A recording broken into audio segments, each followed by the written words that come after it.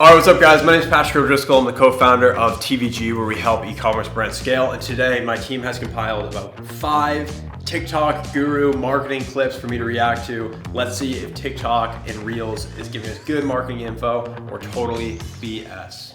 But image ads are better than video ads. 100%. For most brands, they're way easier to create than video content. Second is they're way cheaper. It's cheaper to create an image versus a video. They're also cheaper to run. We find our CPMs for our image creatives are a lot lower than our video creatives. It's also easier to get your message across. We can read faster than we can listen. So an image with strong copy will translate your message way faster than someone speaking to you. And by the way, we're not talking about uploading a photo and putting money behind it. We're talking about this. We're talking about images that show us versus them, or we've got review-based ads and images that show the benefits of your products. All right, I don't know why, but whenever I see someone speak an Australian accent talk about marketing, I trust them better. And I actually think this is a good video. So talking about image ads versus video ads. First, when it comes to image ads from a cost perspective, image ads are a lot less expensive to produce. And so it's not like an either or that you should only do image ads. I think image ads are great to start testing when it comes to messaging, right? You can pump out 20 graphics in a couple hours with different headlines, different messaging, and different angles for your ads. And so when you first do that, testing with stills, then you can figure out what messaging is resonating from those stills, and then start to produce videos from those assets using the same messages. That way, then when you don't have to get a creator, script it all out of video, only for it to flop in the ad account. So graphics, I think, are a good spot, less expensive to produce at scale, but definitely still videos convert very high for us. But I think they're spot on. Image ads, if you do it correctly, can be a lot more cost effective. If 0 people know about your stuff, if you begin advertising, more people will know about your stuff. If more people know about your stuff, the likelihood that you make money goes up. But you have to manage your costs. So it's about efficiency, not whether they work. Because fundamentally, if the right people see your ad and your lead magnet or offer is exceptional, they will engage. If you want a $100 million leads machine, the goal is not necessarily to have the best advertisement ever. It's just to find the ads that are good enough to scale and scale the shit out of them. So one of the biggest beliefs that we have to overcome with a lot of companies is, the fact that some people come in and think advertising doesn't work. It's just a flawed belief to have, because clearly advertising works. You just don't have the right strategy. And one of the biggest things when it comes to ads, and Hermosi talks about this, is the only way to get better at ads is keep spending more on ads and getting more people to know about you. And so if your strategy isn't working, you have to just work relentlessly to find the ad that is scalable and that can actually drive results. Now, it might take a month, 2 months to find what those winning ads are. But oftentimes when you're in the testing phase, you're testing a lot of things. Yes, some things won't be driving results. We kill those things. We find what is working. We lean towards that. And over a scope of 3, 6, 9, 12 months, those ads get a lot more profitable. But at the front end, you have to invest, you have to test, you have to spend more, to learn more, to make the data-driven decisions to find those winners and eventually scale. Paid advertising and organic content is literally the exact same thing. Here's why. For paid ads, there's certain levers and inputs that you can control. This is so your ad will have the best conversion rate and ultimately lead to more sales. You can select age range, interest, location, and even spend more money to reach more people. Essentially, all these inputs are easily manipulable to target the right audience. The trade-off is you have to spend an excessive amount of money to get more conversion. For organic content, you're just focusing on different levers that you can pull to target the right audience. Just like how there's certain input entries and formulas to have winning ads through Facebook, there are certain formulas to have winning organic content, and there's formulas to go viral. The algorithm is powerful enough to detect who would watch your video the most. Just like how when you pay for ads, Facebook knows who to put your video in front of after you input the right data. The focus has now shifted into having more creative attributes in your organic content, but there's still certain methods to follow in order to convert your organic content. And here's the best part. Organic content is 10 times better than paid ads. Unlike paid ads, you're actually growing a community, which the cost to advertise to your organic community, which is way less in ad spend to retarget people through Facebook ads. Not to mention the snowball effect of growing a community. And with the state of marketing right now, nobody wants to see regular ads. It's nearly impossible to grow a community through paid advertisement. Okay, this is a big one. So talking about organic ads versus paid ads, how they work together. So the first thing he opened with in regards to paid ads and organic content being the exact same thing, it's like yes, but there's some nuance there.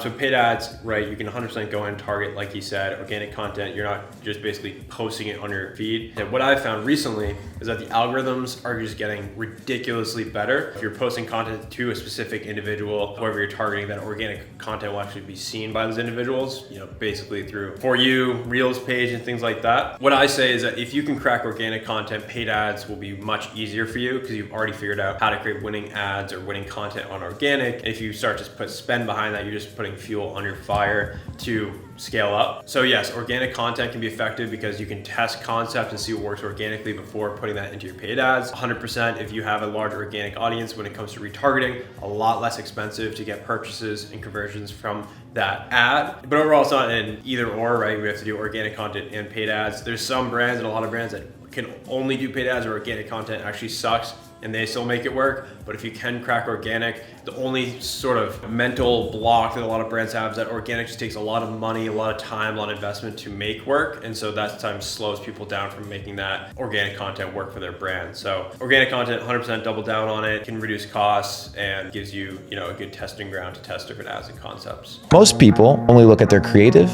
and only look at their copy. Nobody looks at the comment section. So what did we do? We began treating the comment section, understanding that if people commented in the comment section, Facebook would trigger it as people being interested, therefore boosting the post and reducing our CPM. We engagement farmed real conversations like a Reddit forum. 88 would hop into our ad and she would be in a scenario where like, oh, this is a cool product. It would be nice for my dog. Most motherfuckers would be like, oh, well, that's cool. You can get it for 50% off. Here's the link. What did we do? Cultivate relationships with customers. Oh, that's great. Mind sharing a photo of your dog? Boom. Next person, that's a cute dog. Oh, perfect. Do you have a dog? Please post a photo of your dog. Then we would trigger controversy. So we would have an account that would go be like, I don't like that dog. And people would go crazy and comment, but Facebook doesn't know the difference.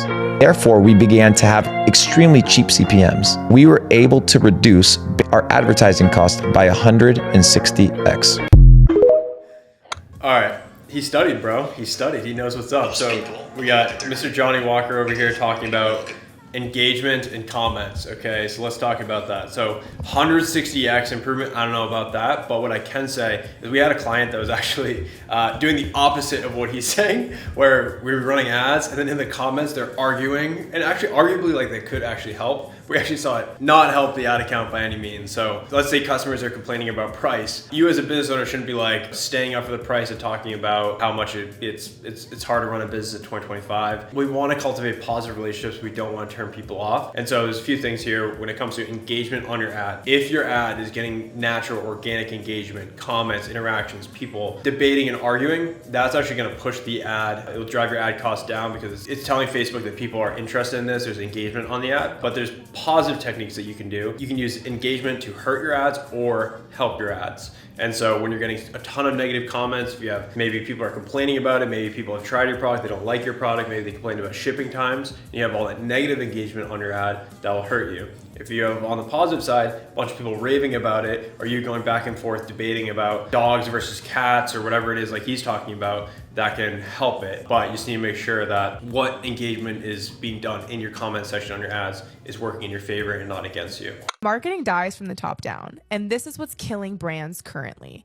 It's the people that are creating the strategy, the communications plan, the positioning and the target audience thinking through, that are providing an overcomplicated message that is screwing up your entire marketing approach. The back-end technical team, they're great. They know what they're doing. And as technology becomes more complicated, they're staying up to date with the trends to manage the back-end technicalities. But it's the thinkers, it's the strategists, it's the consultants that are coming in and that are killing brands because they've lost the plot. They're trying to make their approach to marketing more complicated because these platforms are gatekeeping how the algorithm works, and they're using one-size-fit-all blanket approaches because they're trying to look to anyone for a reason to get ahead. And because every company wants to get ahead and wants to win, these marketing companies are overcomplicating the approach to marketing, which is why brands are dying. All right, so I've seen her content. I like her content.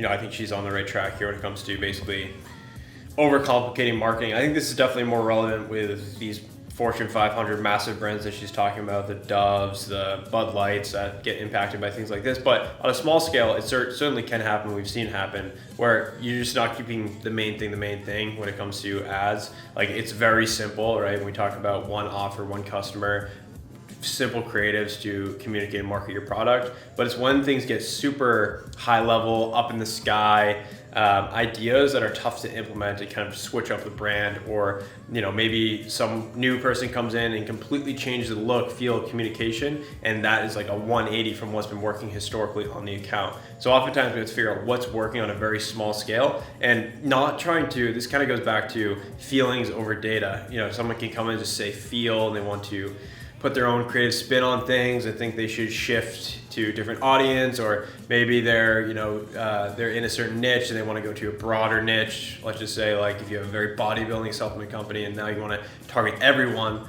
but then they go and implement that and they fall on their face because they're changing everything up.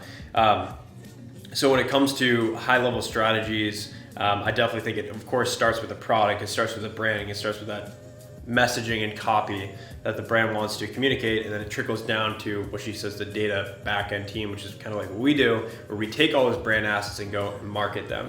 And so the team so the technical team might not be set up for success if the concepts, the offers, the ideas from leadership or from owners of the company are flawed. And so that's why we always want to let the data make our decisions and not just jump on a bandwagon or try to communicate things that might not resonate with our customers. All right, so these are the first 5 videos I'm reacting to. I would love to create more videos just like this. DM me on Instagram with some marketing content if you want me to react to it. I think a lot of these things have some truth to it, but it's very easy to get very distracted and hear from a bunch of TikTok gurus or marketing experts and have it switch up your whole strategy, or have a revelation that you're doing everything wrong. When in reality, my biggest thing is keep things simple, let the data drive decisions. And some of these tips and tricks and tactics are little quick wins you can inject into your marketing to drive maybe a spike in profit and revenue, but really goes back to the fundamentals, and that's what we're all about, is first making sure our fundamentals are aligned before thinking about crazy tricks and hacks like engagement farming and things like that. So overall, hope you guys enjoyed this video. Make sure to subscribe down below, dropping content every single week on marketing and how to scale your business to 100K, $1 million a month. I hope to see you guys in the next video.